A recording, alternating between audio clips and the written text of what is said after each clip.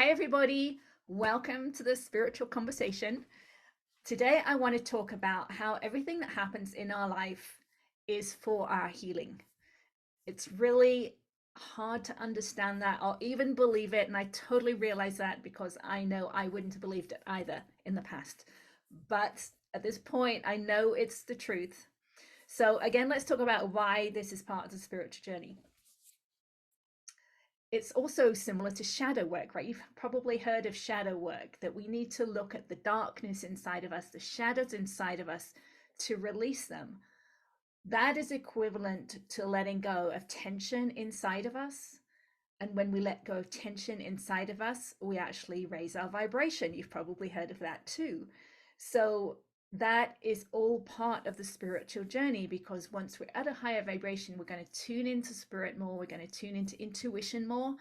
So it's all part of the spiritual path. And we're shown the way. Each step of the journey, we're shown the next step. So part of that is becoming aware of what those steps are. And as we do this release work, as we open up our subconscious mind, we become more aware at a deeper and deeper level. So it's a step-by-step process, and it's kind of exponential. Excuse me. It's exponential. It becomes easier to realize what's happening and why it's happening. So part of that is noticing on a day-to-day basis what we're experiencing and realizing that emotions are simply stuck energy. It's energy that has been stuck in the body from the first time or the first few times that we've experienced that feeling, that sensation, and we've named it something like sadness, and it gets stuck inside of us because we haven't released it. We haven't allowed it to flow at the time. So it gets stuck inside, and then we re-experience things that bring up sadness inside of us. And it's coming up inside of us to be felt. But most of the time, we don't realize that. So we just suppress it or do whatever we're going to do with it, and we move on. And then we experience something else that brings up sadness inside of us. That's another opportunity for us to feel that sadness and let it go. But again, most of us don't realize that. So we do something else to suppress it. So it has to show up again. So at some point, we want to become aware of this and realize it's happening and notice that feeling of sadness. We want to actually feel it. What does sadness feel like? Where do you feel it? Can you just sit in sadness and allow it to be felt? And that allows the stuck energy to release. So you can do that with EFT, which is the technique I talk about on my YouTube channel. Easy to learn, easy to do, very powerful. Or you can simply just feel those feelings and let them go. Takes some work, have to do it over and over again, but it does change. Then you stop experiencing things that bring up sadness so much. So that's the way it works. So I wanted to give some examples, and a specific example for me was I did some tapping last night in a group, and I tapped about the earthquake in Syria and Turkey.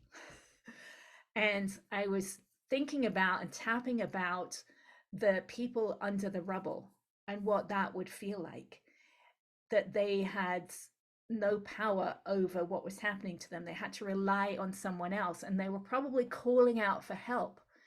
Now that in me reminded me of a time I was walking my dogs, and a big dog came up and my dogs started attacking each other, and I screamed out for help. Help me, over and over again, as loud as I could in this development where people were there in the houses, but no one heard me. No one heard me. And I felt that's probably what people under the rubble did. They shouted out for help, and no one could do anything about it, or no one heard them. So for me, that experience of tapping on the earthquake brought up that. Now, earlier on, it brought up the earthquake itself, because I went through the Loma Prieta earthquake. So I experienced a big earthquake for the first time because I just moved out to the States. It was the year after I moved out to the States. And I experienced aftershocks for the first time. I had no idea those existed. So I'd already worked through that, so that wasn't what came up. I was going deeper and feeling into those people. Now, that moved on to this morning when I was talking to an old friend who, at some point in her life, had had Guillain-Barré, which is where your body is totally paralyzed and you have to relearn how to do everything, like walk again. And I mentioned that. She mentioned the earthquake. She mentioned one of the survivors of the earthquake. And I reminded her that that probably felt like having Guillain-Barré, where she had absolutely no control over her body whatsoever and felt totally powerless. And yet she totally agreed that that felt the same. Now, she hadn't connected the dots there, but she did experience those feelings. So she could have worked through the feelings herself. And as she did the tapping or feeling those feelings that she felt when she was thinking about this man that was saved, that memory of the Guillain-Barré probably would have popped up in her mind as the subconscious mind opened up. So for her, that was the reason she experienced that person being saved in Turkey. We all experience those things for different reasons, for our own personal reasons, because of our own personal history. So hopefully that helps a little bit. You don't have to know the past as to why it's there. You can just work with the current feelings. And as the subconscious mind opens up, those past memories will come up and you can work on those too. But you can always start right where you are right now with the feelings you're experiencing right now. And that starts the process of unwinding or unraveling the subconscious mind. Now, Claudia, my friend Claudia, is here again today. Do you have anything that you could share along these lines, Claudia? Yeah, last week I woke up and it was like I was in a hole. That's the best way I can explain it. Depressed, sad, just a void. And we tapped and we found out that that void led to my father paying bills, which as a child I remembered very clearly. Once a month, my dad would get so angry that the bills had to be paid and he had to pay it. And of course, there was never enough money. And that popped into my void of uncertainty, of not knowing that that was still deep in me, even though I have tapped on it before. Something that morning hooked me again. And it hooked me enough to where I asked you to tap with me and we worked it out and I became much calmer, but it did take a while for me to figure that out, to cry it out, to feel it out. And for a couple of days, it held on until I could really feel the release of it. And not knowing, just like you were talking about the people in the earthquake, you're crying out for help. And in a way, I was crying out for help just in a silent way of get me out of this hole. I do not want to be here. And as a child, you were probably doing the same thing. You were probably silently Mm, asking to get out of that hole that you felt every time, every month when your dad did the finances.